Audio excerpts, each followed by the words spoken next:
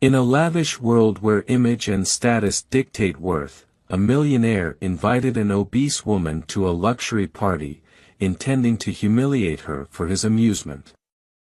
But when she arrived, what she did horrified every guest, shattering their shallow illusions and revealing a truth no one expected. The story opens in the pristine halls of the Golden Crest, a five-star hotel owned by the infamous business tycoon, Victor Hanover. Victor, a self-made millionaire with a reputation for his ruthless rise to success, was known for his extravagant parties. These gatherings were exclusive, attended by the wealthiest and most influential people. It was where deals were made, alliances formed, and fortunes solidified. But behind Victor's charm and sharp smile lay a darker intent. Victor relished in power, not just in business, but over people.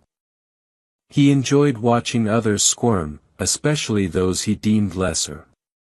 His parties often had an element of cruel entertainment hidden beneath the surface. A person or a group would become the night's joke, an unwitting target of his ridicule. For Victor, life was a game, and people were pawns. One day, as Victor sat with his close circle in a luxurious cigar lounge, he hatched a plan. "Let's invite someone who doesn't belong in our world," he said, his eyes gleaming with mischief. His friends leaned in, curious.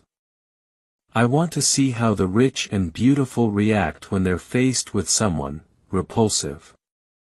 After some thought, Victor remembered seeing an obese woman on social media. Her name was Rose, a kind-hearted local woman known for her volunteer work, running charity events for underprivileged children, but she was the antithesis of the wealthy elite, large, frumpy, and modest. She wasn't conventionally attractive by society's standards. Victor smirked.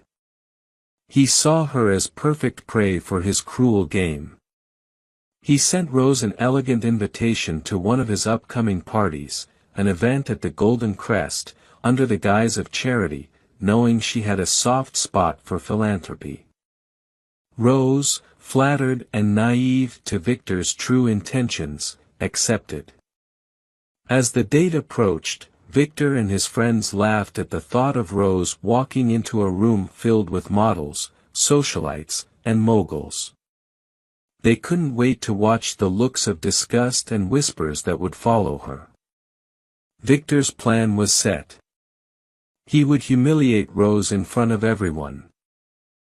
Rose McAllister had always been self-conscious about her appearance.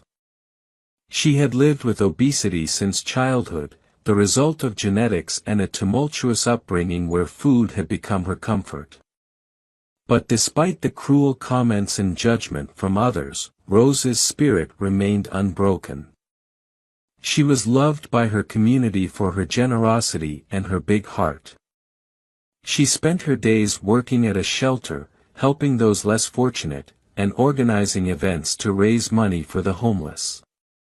When the invitation from Victor arrived, Rose felt out of place.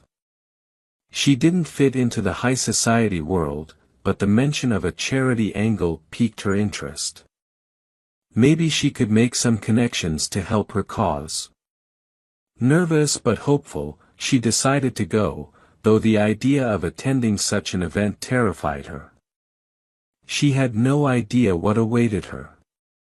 As she prepared for the evening, Rose did everything she could to look her best. She hired a stylist to help her with her hair and makeup, and she purchased an elegant dress, though she feared it might not be enough to blend in with the elite crowd. The night of the party arrived. The ballroom of the Golden Crest sparkled with chandeliers and ornate decorations, creating an atmosphere of opulence. Guests draped in designer gowns and tailored suits milled about, sipping champagne and exchanging idle chatter. The air was filled with laughter and the tinkling of glasses, but there was an undercurrent of anticipation. Victor had shared with his friends what was about to happen, and they were eager to witness the spectacle. Rose arrived at the grand entrance, her heart pounding in her chest. She was immediately aware of how out of place she was. The women were tall and slim, and the men were polished and lean. Eyes turned towards her, some curious, others judging. Whispers started spreading through the crowd. As Rose walked in, her cheeks flushed with embarrassment. She felt every stare, every smirk. Victor watched from a distance, a smug grin spreading across his face. This was exactly what he had hoped for. But as Rose made her way deeper into the room, something unexpected happened.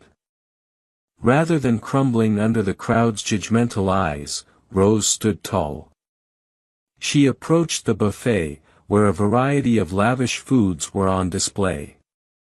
The guests expected her to overindulge, further playing into their cruel stereotypes. But instead, Rose did something that silenced the entire room. She picked up the microphone for the event speaker and addressed the room. "Good evening," she began, her voice steady despite her racing heart. "I was invited here tonight believing this was a charity event. I came, not for myself, but for the children I work with. I was hoping to meet people who cared about making a difference." The room grew still, and Victor's grin faded. "I see now," Rose continued, "that this was not about charity at all. It was about spectacle.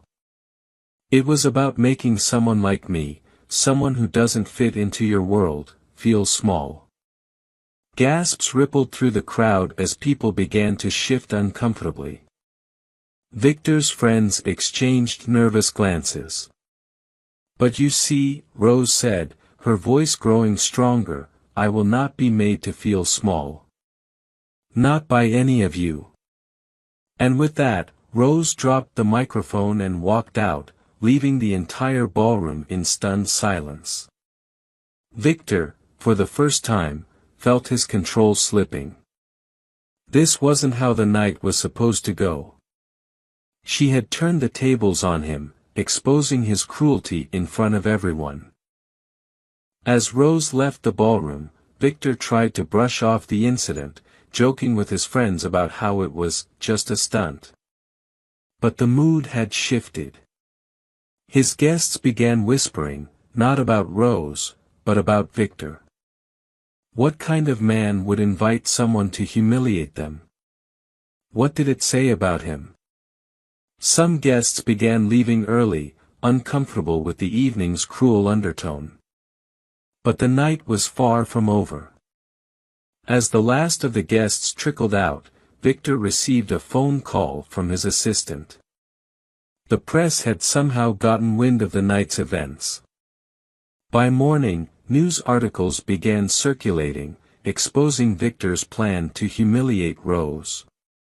Social media exploded with outrage. People who had once admired Victor now saw him as a villain, his cruelty laid bare for all to see. But the true horror came when Victor returned home. He found his mansion eerily silent. His fiancée, Sarah, who had been at the party, was nowhere to be found. A note sat on the kitchen counter: "I can't marry a man who finds joy in other people's pain." It was the beginning of Victor's downfall. In the following weeks, Victor's empire began to crumble. Investors pulled out of his projects, not wanting to be associated with the bad press. His friends distanced themselves, fearing they too would be caught in the backlash. Victor's carefully curated image of success and charm shattered overnight. Meanwhile, Rose's life took an unexpected turn. The viral story of her bravery at the party caught the attention of several philanthropists. Donations poured into her charity, allowing her to expand her work and help even more people. She became a symbol of resilience, a woman who had turned humiliation into triumph. Victor, once a towering figure of wealth and power, was left alone, his reputation in ruins. He had invited Rose to his party to mock her, but in the end, it was he who had been exposed, his cruelty laid bare for the world to see. As for Rose, she continued to thrive, not just because of the donations, but because she had learned something far more valuable: true power isn't in wealth or status. It's in kindness, resilience, and the ability to stand tall, even when the world tries to tear you down. The end.